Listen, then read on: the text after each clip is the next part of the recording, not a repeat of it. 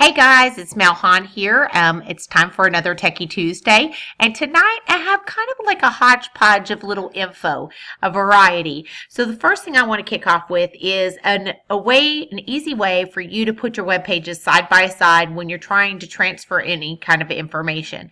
Maybe you want to transfer your Google Classroom grades to your gradebook, and so you want to have both open. For me, I use this feature all the time when we have new students and I have to put them into some of our subscriptions. So the first thing I'm going to do, or to ask you to do, is to open whatever tab it is that you're using, whatever web page that you want to use, whether it's PowerSchool or whether it's Google Classroom. And once you have that open, you can actually start from here. I am going to actually go down here and hit New Window so that a whole nother browser comes up. Now on this side, I'm going to put the second page that I really want to look at, what I want to look at side by side. And I am going to choose PowerSchool. And I'm going to log in really quickly here. I'm not going to use any student information tonight, but I do want to kind of give you an idea. Now, I know your Power Teacher is different than my PowerSchool, but still it gives you an idea of the different information. So once I get here, I'm going to want to put my web page on the left side and then one on the right side. Now, for most people, what they do is they use their mouse and they drag it to one side and it clicks in. I have never gotten that to work for myself on a consistent basis.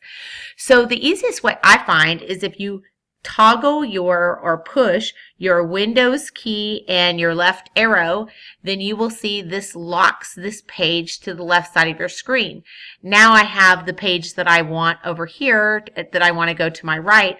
So I'm going to click the Windows key and my right arrow, and now I've got them side by side. Now here's the great thing. You can manipulate all you want into this web page, and then you can go over here and manipulate all through this web page on the right hand side. So it's putting them side by side. So it's an easy way if you've got your grade point, your grade book open on the left and your Google Classroom on the right, and you're just going through grades, you can just easily do and put them in.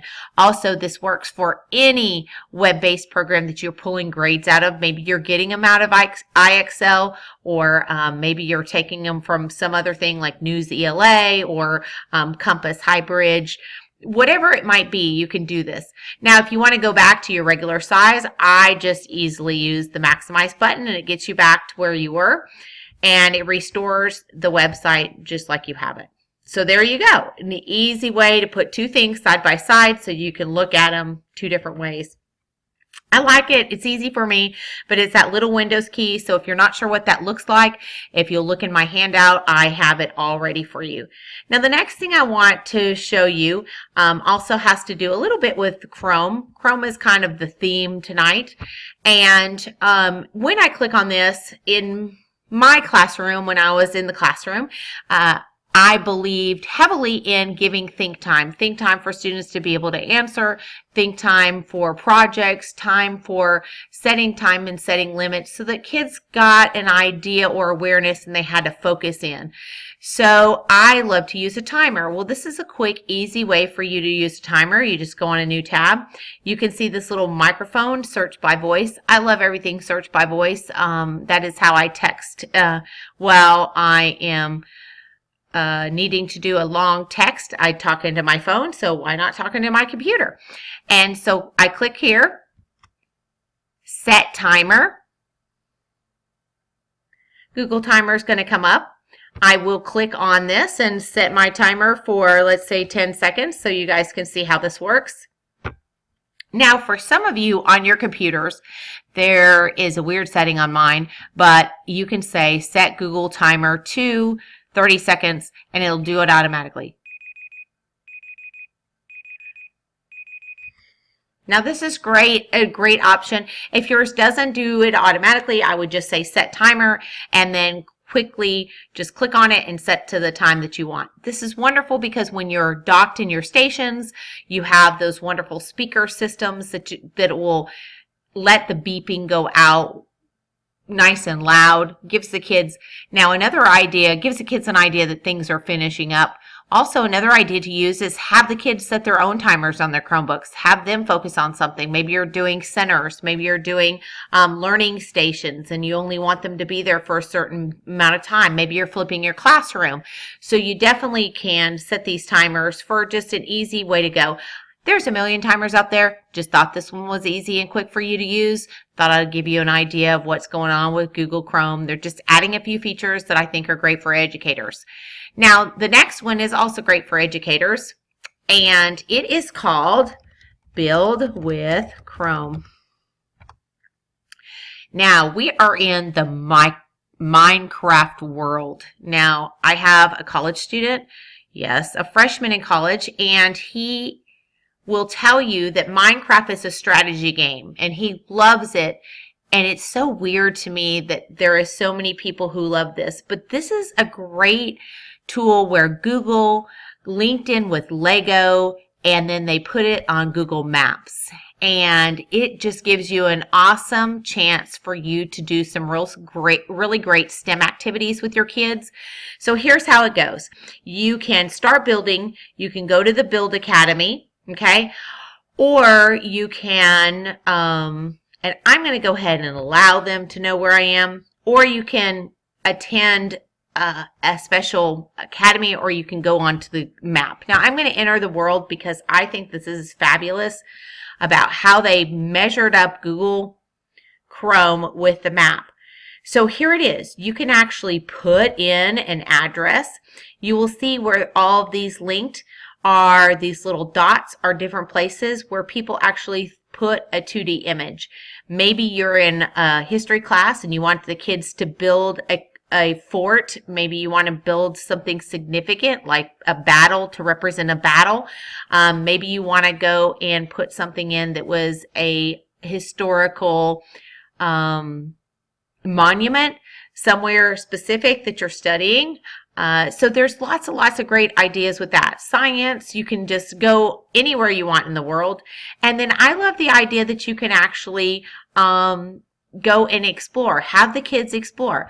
I believe in Paris, they've already entered the Eiffel Tower, and maybe just as a collaborative project to get them using their engineering skills and their technology skills to come together and build Robert Anderson or Lakeside Middle or your school, whatever it might be. Put us on the map. It'd be so great. So here's how it goes. I'm going to click build, and this is so wonderful. It takes me to a place.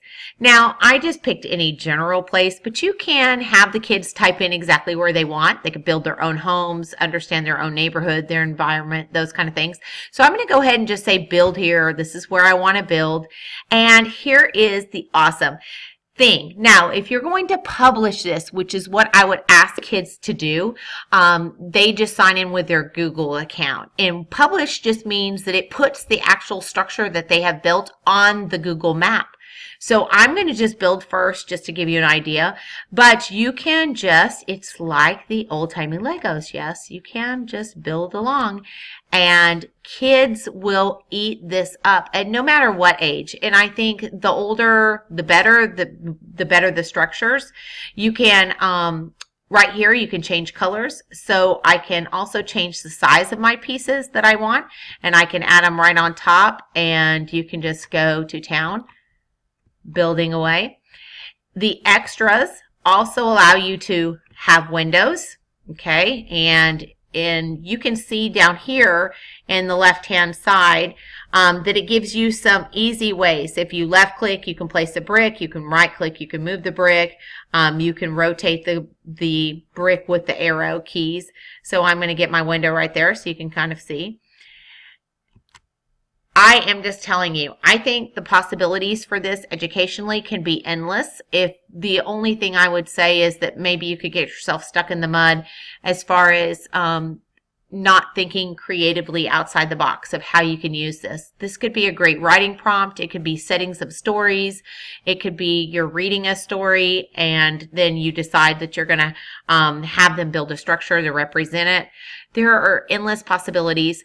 I hope you will consider this, even if you want to give the kids an idea that it's here. Let them take it home, and if they do have Wi-Fi at home, let them explore with it. If you're not convinced that it's for your classroom, then let them explore. This is Minecraft on steroids to me, because it actually puts it on the map. In Minecraft, it's in a virtual world. This is also in a virtual world, but it's on the Google map, so they can put themselves out there.